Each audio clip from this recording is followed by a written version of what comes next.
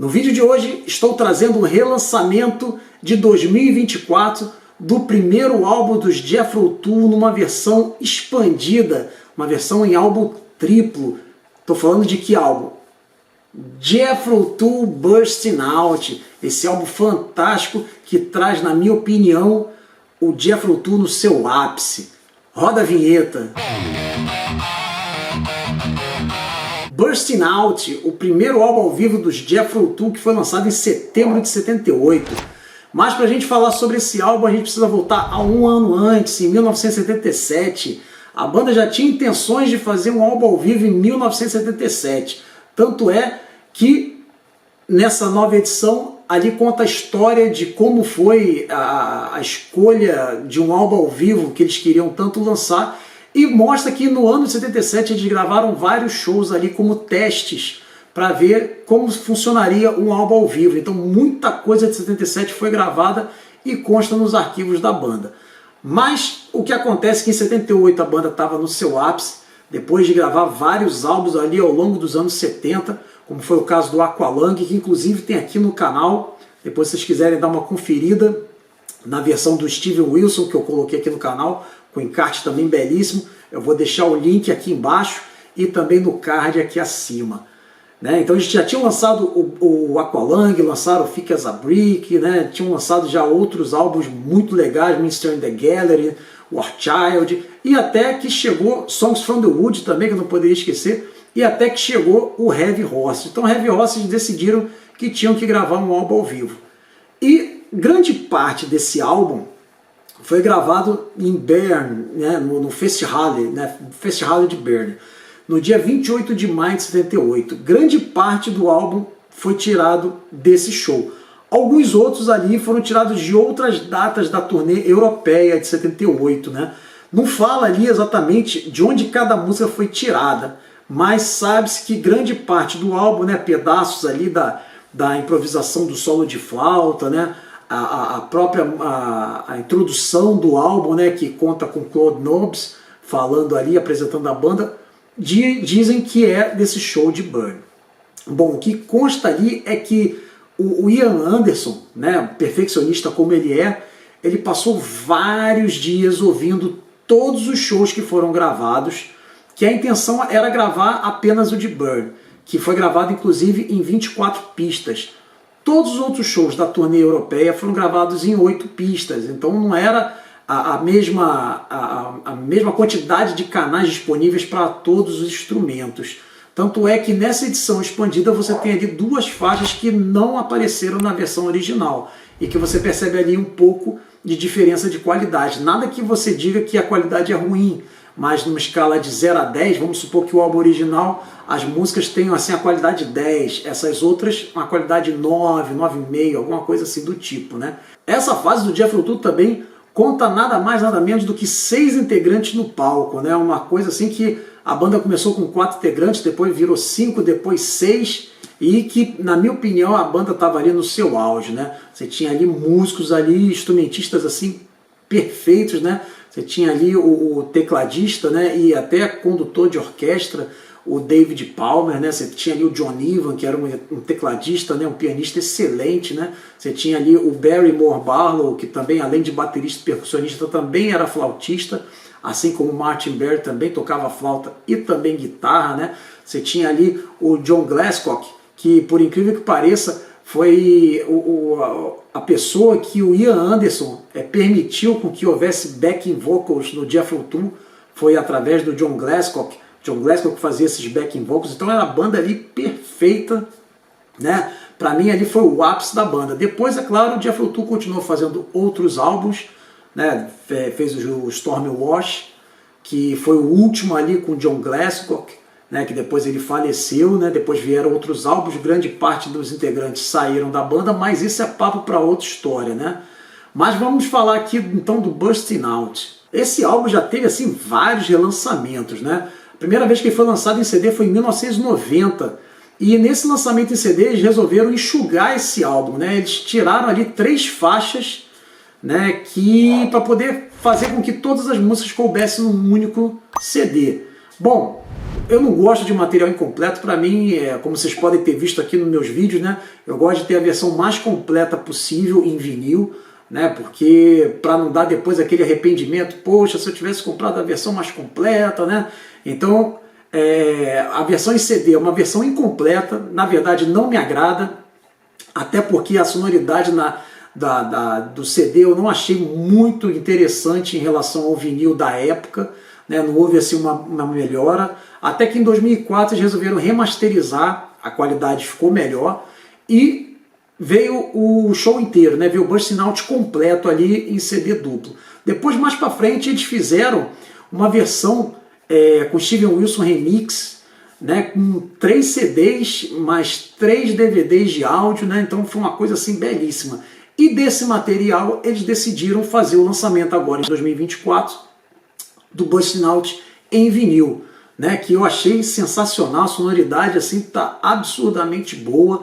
É um vinil que eu recomendo, é um vinil assim que tem a nata ali do Jethro Tull, né? Quem não conhece, eu aconselho muito a ouvir esse álbum, que é um álbum assim fantástico. Agora, um fato interessante é que as primeiras prensagens americanas do álbum saiu com um erro na capa do disco, no nome do disco, na verdade, né?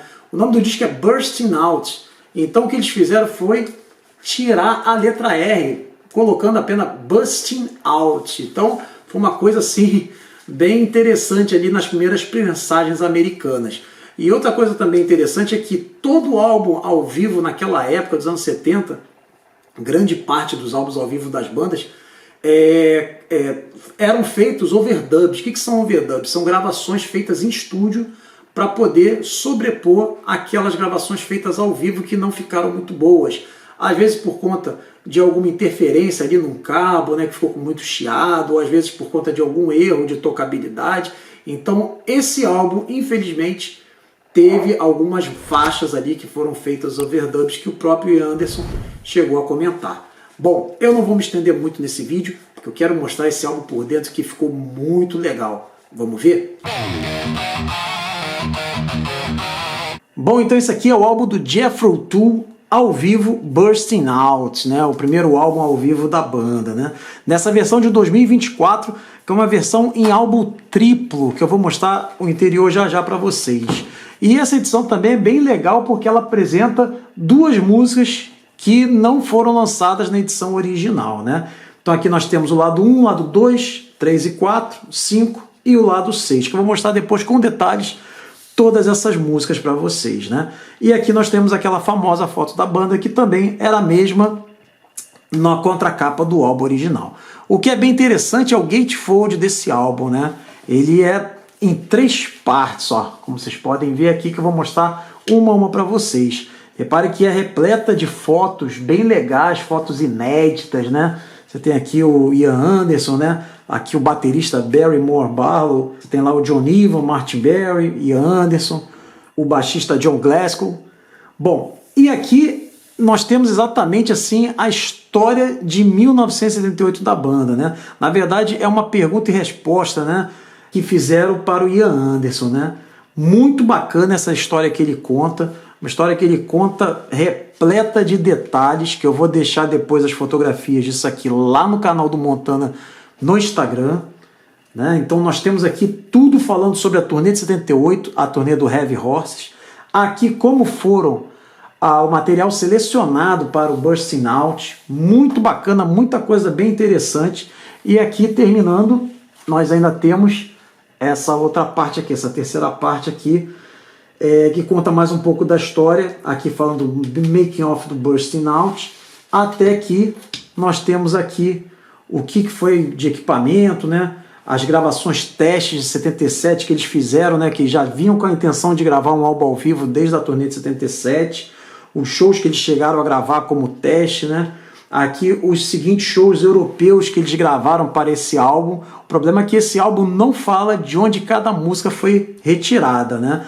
Mas consta-se que grande parte do show, né, que eles dizem que foi gravado, foi o show do dia 28 de maio em Bern, né? Então é o que eles constam, né? E aqui inclusive fala que até alguns soundchecks, algumas passagens de sons foram gravadas também, né? E aqui fala do Festheil, né, de Bern, né, um festival que teve em Bern, que foi grande parte dele foi retirado esse show que consta, né?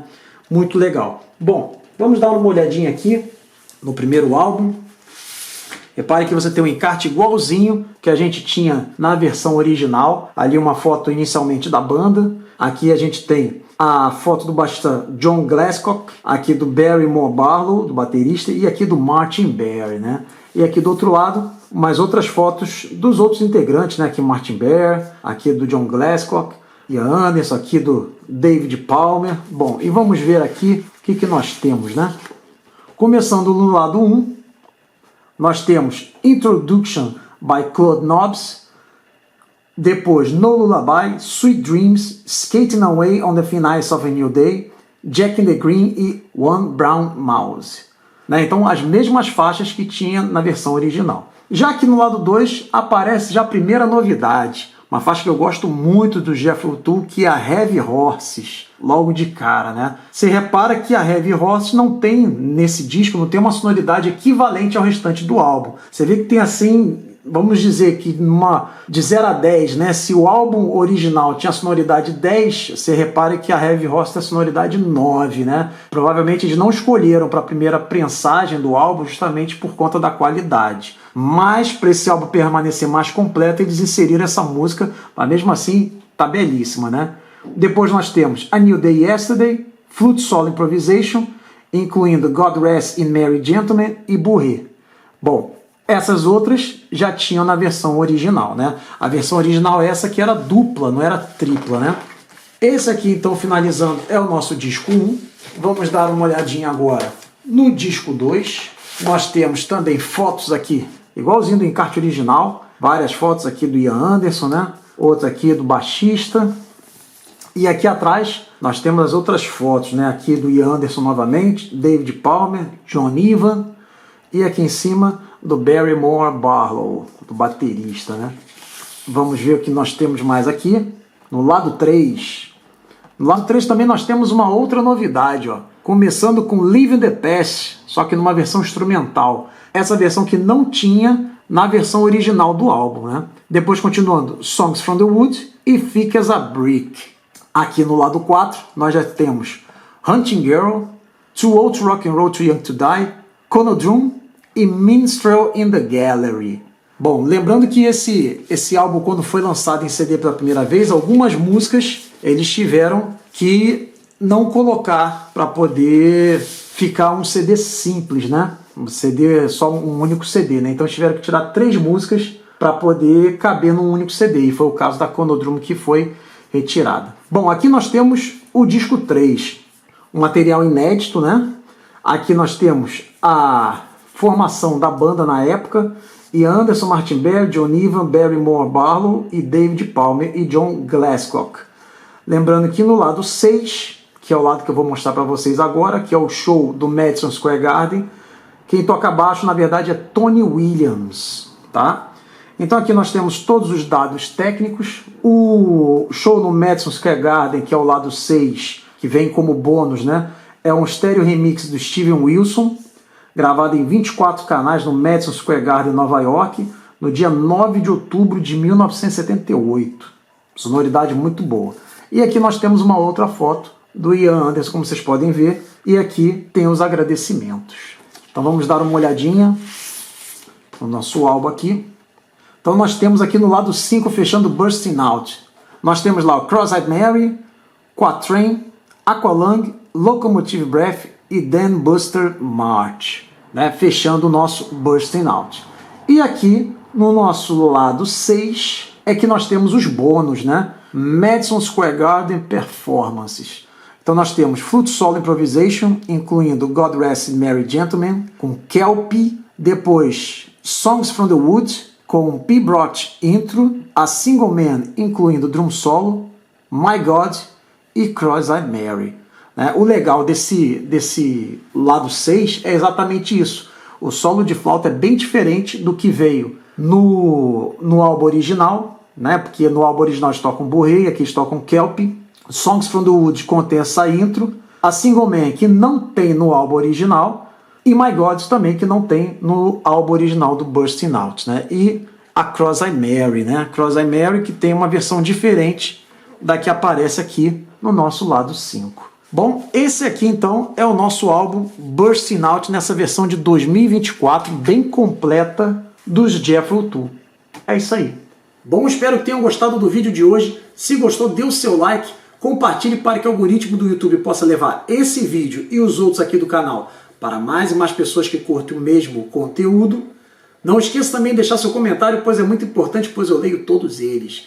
E também não esqueça de ativar o sino de notificações, porque toda quinta-feira tem vídeo novo aqui no canal. Valeu!